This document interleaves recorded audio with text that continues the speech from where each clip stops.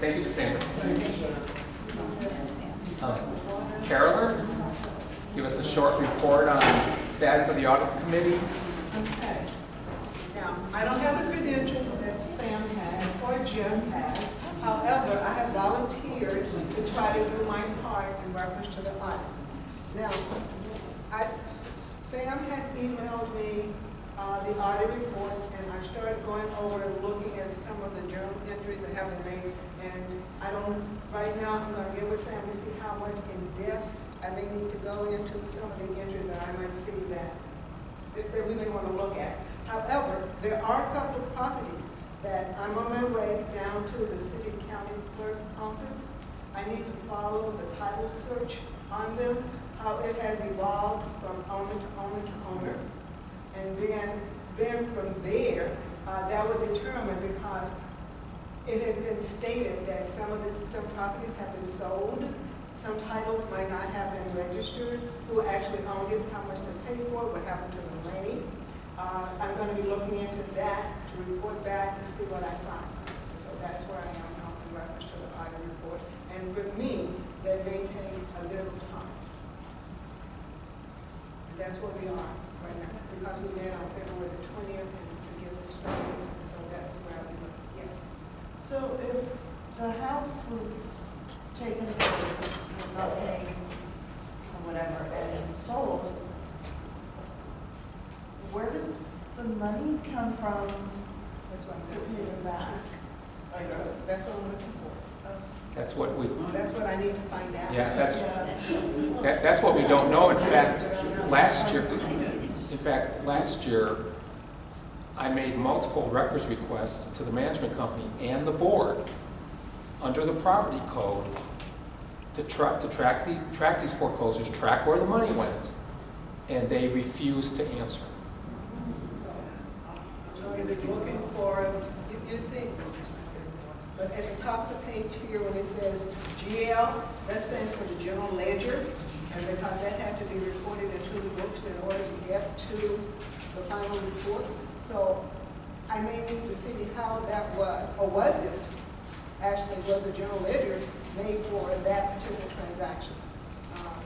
But anyway, that's where the assignment that I've taken on to try to find out, and I'm going to be trying to do that. So right now I need to go back to, I have a couple of, Sam has identified a couple of properties in particular, and I'm going to be starting to track who owned it and how long, etc. Are you auditing dues or No, at this point in time, no, I'm not auditing dues. That's not something. We're auditing transfer of ownership. Transfer of ownership. Because once the board foreclosed on a house, we don't know who they sold it to. We don't know how much they sold it for. We do know like the end price from public records that they sold the house. The most egregious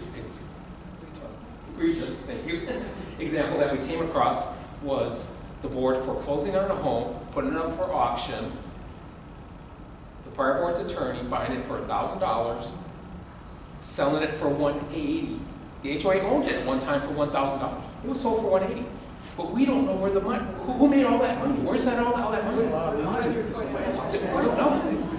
I did go onto the Dallas Appraisal District, looking at some information in reference to a couple of properties. And right now, it shows which we all know who actually owns the property at this point in time. Now, who owned it before that is not on the Dallas Appraisal District. And I'm told that the only place to find it is now in the city records, and I have to go to the city records, and they're downtown Dallas. So that's where I'm going, downtown Dallas. Oh, wow. Well, thank you.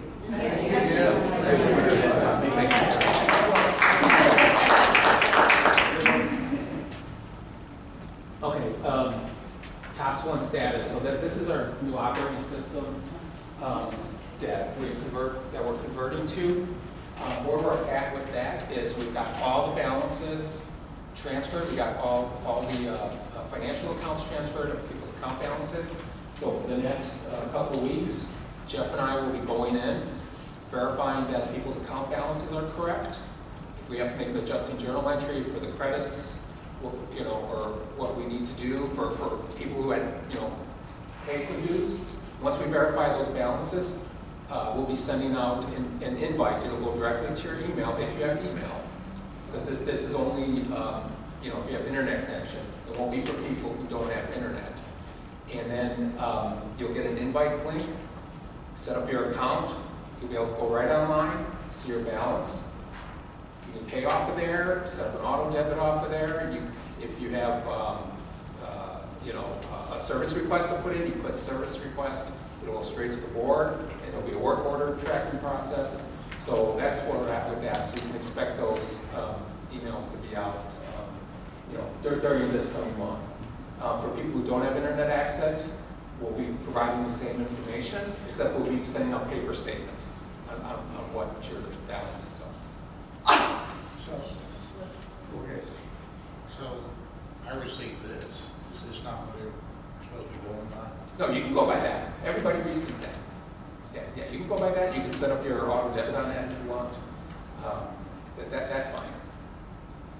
But that The dues are $90 still or not? they're $90. They're not. The dues are $90.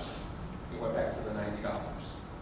Now, I thought you said you're going to reduce the dues.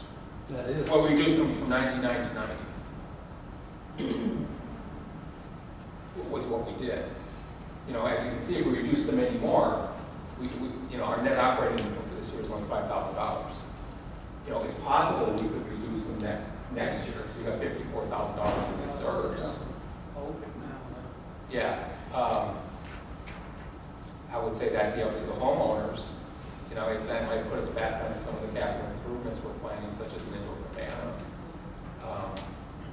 But for now, we're just, because we didn't want to roll them back too far, and then just say, now we do, we're out of money. Right. Yeah. Could I ask you one thing, Sure. Sam? Where is the address that you say we could go up to and pay monthly or whatever? Do you have the address of the BB&T? I can find it. It's, You said up, it's, okay, you know where, if you go down Broadway, now you need to take your coupon with you. yeah, I got all that. Okay. If you go down there to Colonel, follow down, Colonel Street? No, Colonel is by South Broadway. South Broadway. South Colonel, okay. and right there, it's at Colonel and Broadway. And what's the name of it? BB&T. BBAT? BB and And T. T.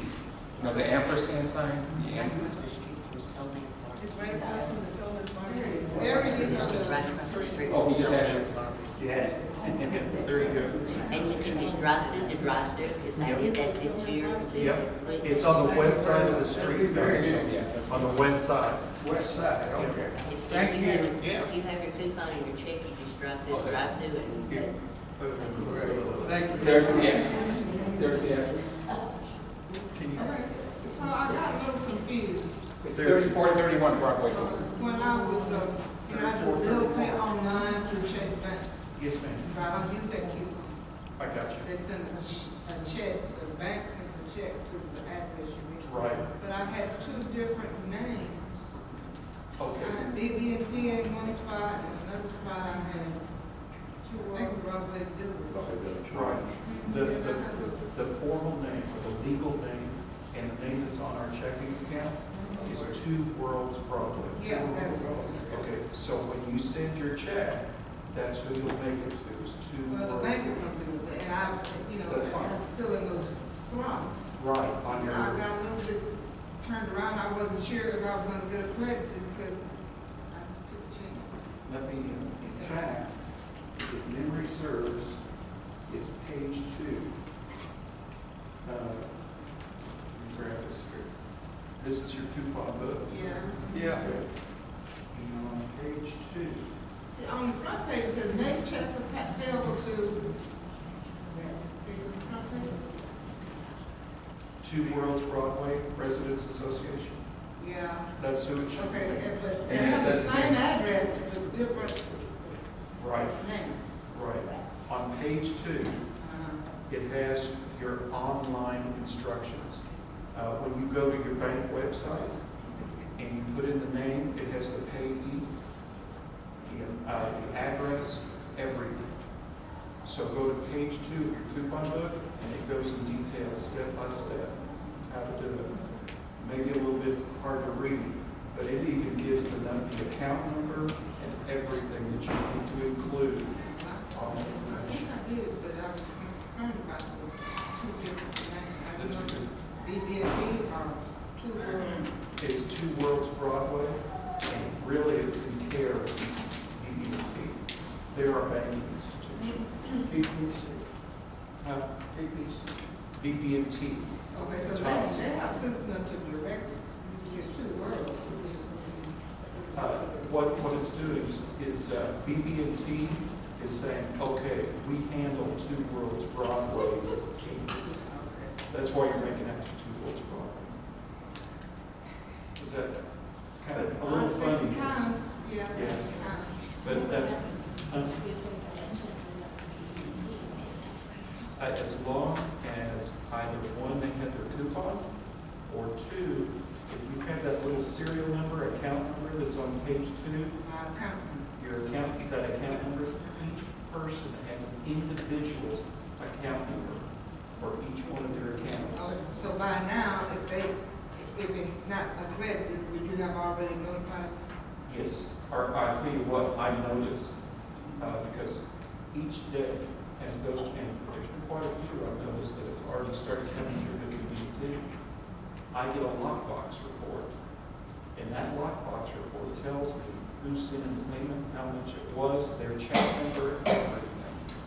So if I get one, it's, I don't know, or they don't know who it is, they'll put, they notify me. We don't know how to reply to this. And what I'll do is I'll look at where it came from, like either the name of the resident or the address of the resident, and track it back to their account that way. Does that? That's good, because I made mine out to Broadway Village HOA. I don't, That's fine. It's fine too, yeah, it'll go straight. Yeah, because they know we're doing business as Broadway Village. Okay. So you're good. You're good. And if you ever have a question, shoot me an email, call me, whatever. Leave a message. I'll look it up. I'll find out where it went if you don't have your record of it. So if it gets mailed to Two Worlds Broadway at that address, then it doesn't have to be mailed to BB&T?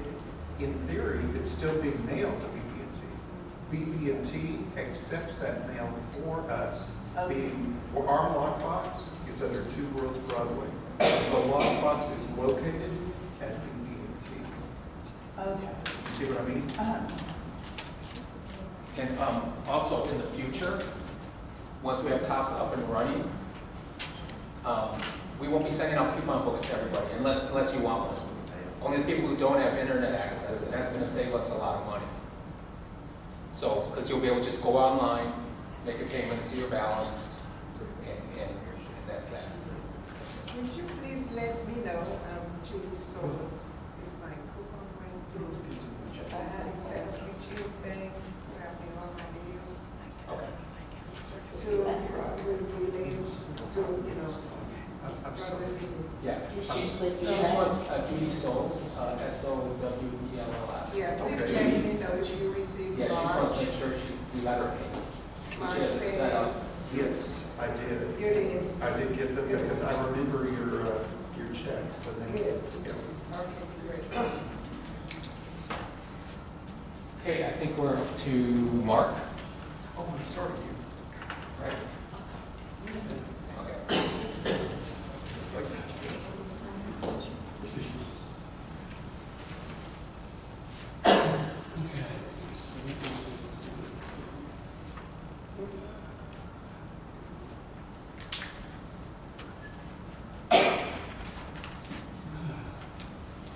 Promoter Communications.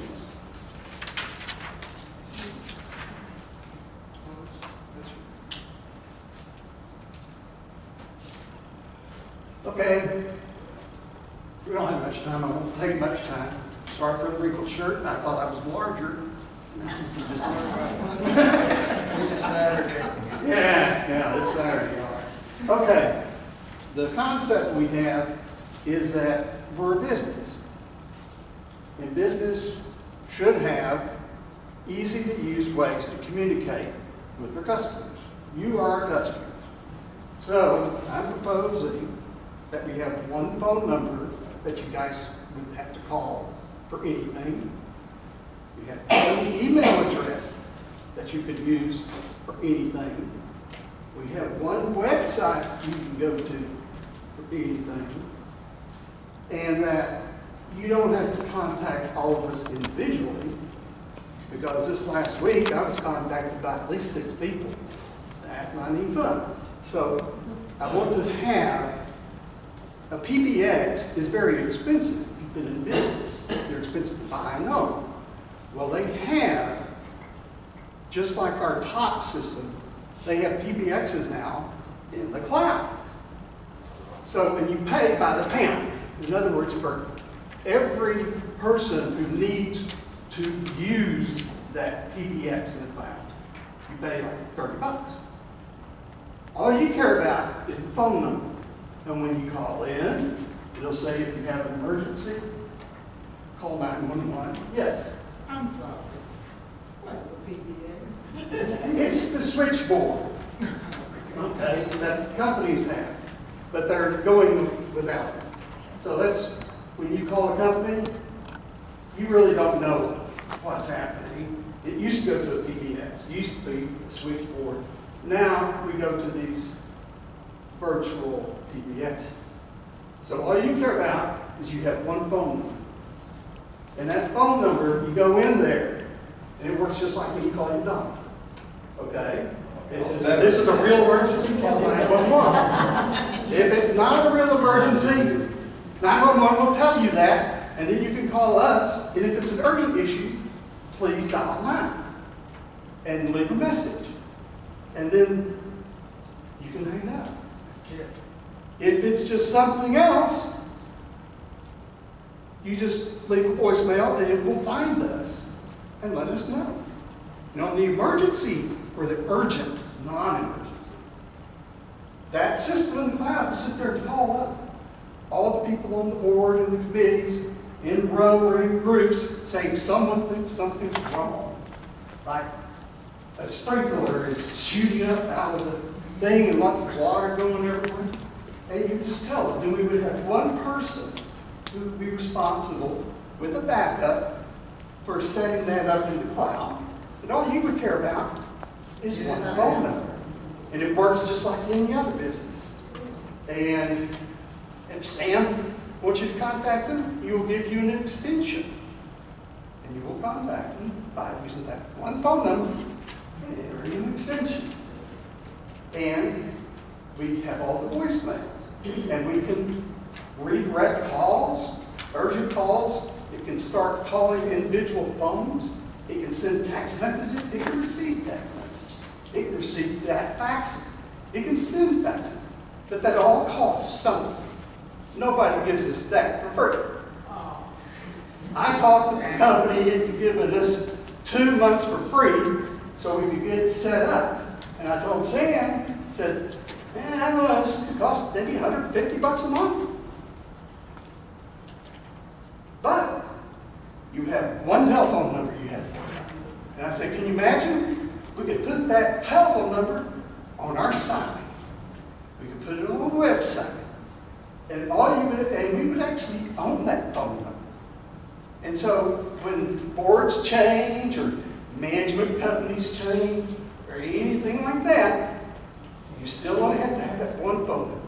And I thought to the board and I said, wouldn't it be great if we send out refrigerator bags to everybody and have the website, this telephone number, and email address on it, so you can put that sucker on your refrigerator and you can just go to it and call the phone. What do you guys think? Okay. So is it okay if we spend some money to do this? It'll be about, what, $2,000 a year? Yeah. Is that the number or is that an approximation? It's an approximation because we don't know how many people we want involved in this. You know, because that's who you pay for.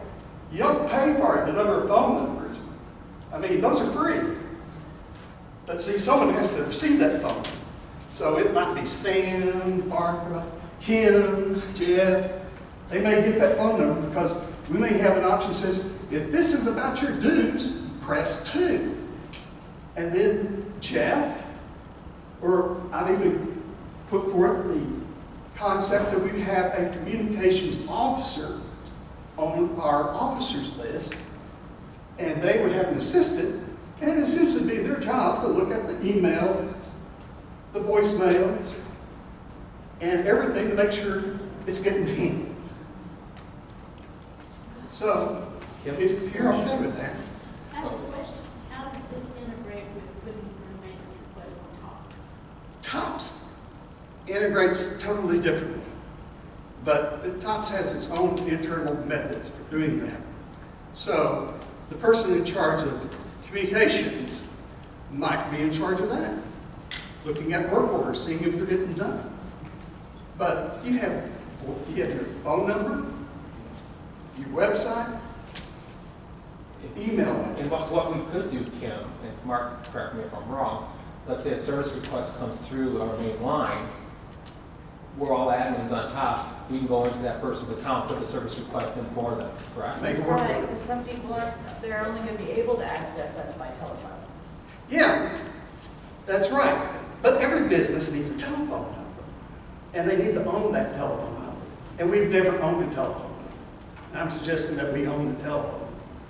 And that this association controls what happens with that telephone. Mark, we have a question over here. I have a comment. Are we that complicated? Well, Actually, that actually was sort of my question. I I mean, don't think we're that complicated. good I idea. don't think there are that many of us. Will you give me your phone? Sure, And you want everybody to call you? fine. And you will let us own your phone. So No. No, Why not- do we have to own the phone number? because, I mean, Why do we have to own the phone number? That's Yeah, I just mean- so that someone doesn't get upset and leave like they did on the website. I think it's a great way to communicate with all of us. It's a standard business practice. That's why I promote it. Would you want to do business with someone who doesn't have a phone? And that phone number didn't stay the same? I mean, I personally don't mind taking phone calls from residents and have them having my phone number. Yeah, but that didn't get. Let me tell you something. Okay, let's take a couple questions first. This lady back here first, then you, Carolyn, okay? The 150, that's an estimate, right? I think that's probably the high end. Okay, so how many telephone calls will you, is that estimate based? Unlimited. When I asked them what our limit was,